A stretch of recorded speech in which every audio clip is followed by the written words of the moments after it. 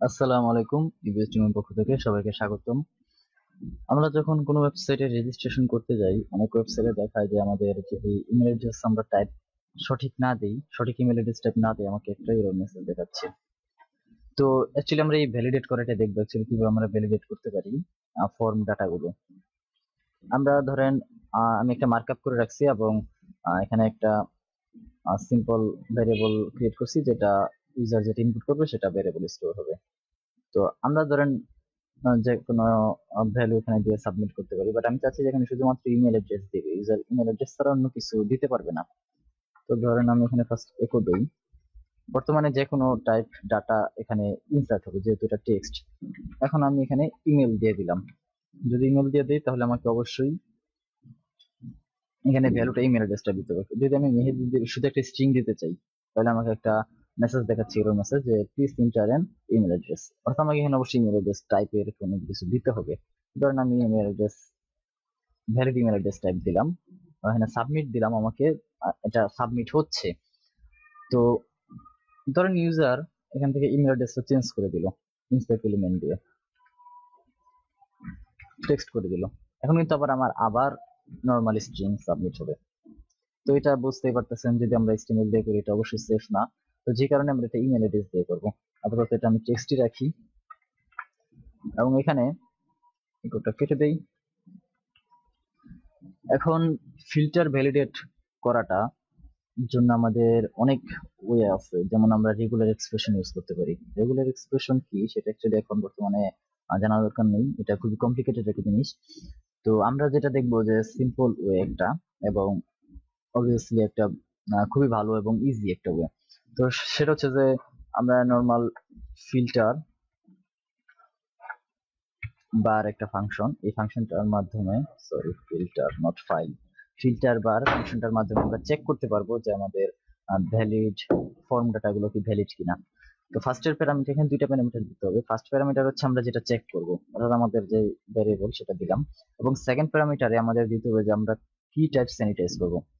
তো sanitise actually কি, আমরা এখানে ভ্যালিডেট করতেছি যে কোন টাইপ ফিল্টার। তো এখানে আমি দিলাম যে ফিল্টার ভ্যালিডেট ইমেল। এই ফিল্টার ভ্যালিডেট ইমেলটার মাধ্যমে আমাকে চেক করবে আমার এই ফিল্টার বার ফাংশনটা, যে আমাদের এই ইমেল অ্যাড্রেসটা কি সঠিক ইমেল অ্যাড্রেস টাইপ কিনা। তো এটা আমি ইফ স্টেটমেন্টের মধ্যে দিয়ে দেই।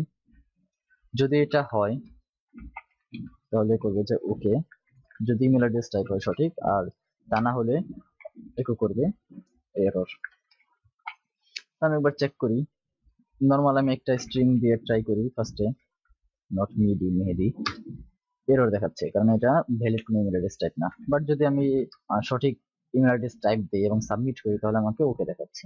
তো আমি এখানে ইজিলি এখানে ভ্যালিডেট করতে পারতেছি যে অ্যাকচুয়ালি ইউজারকে আমার সঠিক ইমেল অ্যাড্রেস ইনসার্ট করতেছে কিনা, এবং ইউজার এটা অবশ্যই চেঞ্জ করতে পারবে না যেহেতু এটা পিএইচপি দিয়ে করা। এখন আমি চাচ্ছি যে ইউজার ইউআরএল ইনপুট করবে একটা। তো আমি জাস্ট এখানে ফিল্টার ভ্যালিডেট ইমেলের পরিবর্তে ফিল্টার ইউআরএল, আপনি জাস্ট লাস্টের টুকু মনে রাখবেন, ইমেল ইউআরএল এটসেট্রা। কারণ ফিল্টার ভ্যালিডেট আপনার এটা মনে রাখলেই আপনার জাস্ট খালি মাঝখানে মাঝখানে আন্ডারস্কোর লাগাই দিবেন।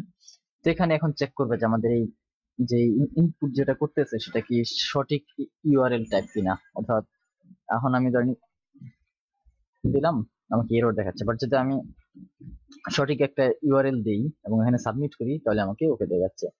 তো আমি ইজিলি এখানে ভ্যালিডেট করতে পারতেছি যে আমাদের ফর্ম ডাটা কি সঠিক কিনা।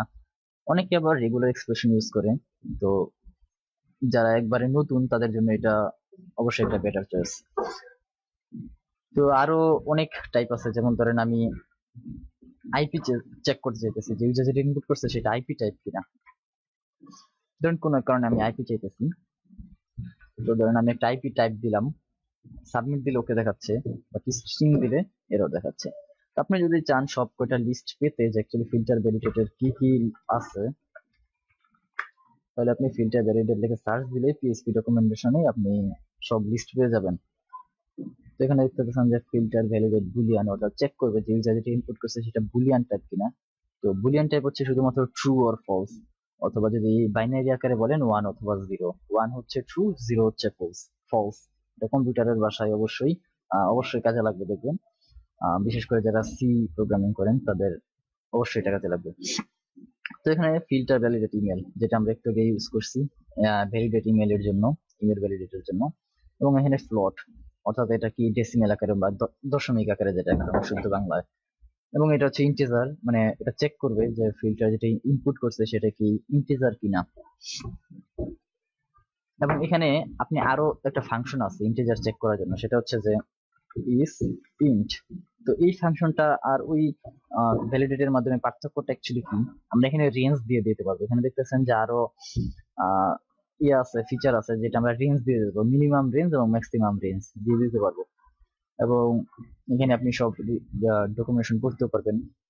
তো ধরেন আপনি চাইতেছেন যে ইউজার যে ইনপুট করছে সেটা স্ট্রিং কিনা চেক করতে, সেজন্য ইজ স্ট্রিং, এটা এই ফাংশনটা দিয়ে আপনি চেক করতে পারবেন যে ইউজারের ইনপুটটা কি স্ট্রিং কিনা। তো এখানে রেগুলার এক্সপ্রেশন চেক করতে পারবেন এবং এখানে ইউআরএল চেক করতে পারবেন। তো অ্যাকচুয়ালি আমি ইয়ারটা দেখাইছি টিউটোরিয়ালটা, কারণ আমরা যখন filter validate registration form create করবো তখন অবশ্যই আমরা ফিল্টার ভ্যালিডেট করে নিব। তো তখন আবার আমার অযথা টাইম ওয়েস্ট হবে, যে কারণে আমি আগে থেকে একটা শর্ট টিউটোরিয়াল বানিয়ে নিলাম, যেন আমাদের নেক্সট টাইম এগুলো করতে এবং বুঝতে অসুবিধা না হয়। তো হোপ সবাই বুঝতে পারছেন।